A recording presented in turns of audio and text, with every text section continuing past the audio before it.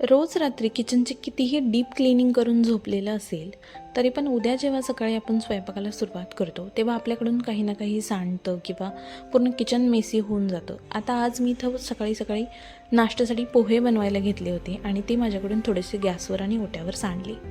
त्यानंतर इथे एका साईडला मी दूध तापायला ठेवलं होतं चहा करण्यासाठी, सो तेही माझ्याकडून थोडंसं ओतू गेलं आणि पूर्ण गॅसवर इकडे तिकडे पसरलं. त्यानंतर भाजीला वगैरे जे काही फोडणी दिलेली होती सो त्याचं ऑइल इकडे तिकडे उडून पूर्ण गॅसही मेसी झाला आणि पूर्ण ओटाही मेसी झाला. पण आता रात्री कितीही क्लिनिंग केलेली असली तरी पुन्हा स्वयंपाक झाल्यानंतर पुन्हा आपल्याला ते क्लीन केल्याशिवाय परत आपल्याला किचनमध्ये शिरावंसं वाटत नाही. पूर्ण किचन क्लीन एकदम स्वच्छ असल्याशिवाय पुढचा स्वयंपाक करावासा वाटत नाही.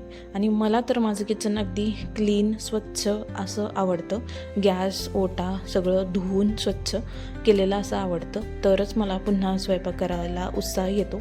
आणि तुम्ही बघा ना, असं जर स्वच्छ किचन असेल तर उत्साहही येतो पुढचा स्वयंपाक करायला. आणि आपलं घर सुंदर असेल तर पूर्ण सगळं आपलं आयुष्यही सुंदर आहे असं वाटतं. पण कितीही रोजचा कंटाळा आला तरीही रोजचं जे काही रुटीन आहे ते आपण करतोच, नाही म्हटलं तरी करतोच. आणि आपल्याला बायकांना ते आवडतंच. प्रत्येक बाईचं स्वप्न असतं की माझं किचन अगदी स्वच्छ आणि छोटंसं जरी असलं तरी ते स्वच्छ आणि नीटनेटकं असावं. सो मीही माझं छोटंसं किचन असं स्वच्छ आणि नीटनेटकं ठेवलेलं आहे. कसं वाटलं मला नक्की सांगा कमेंट्समध्ये. बाय.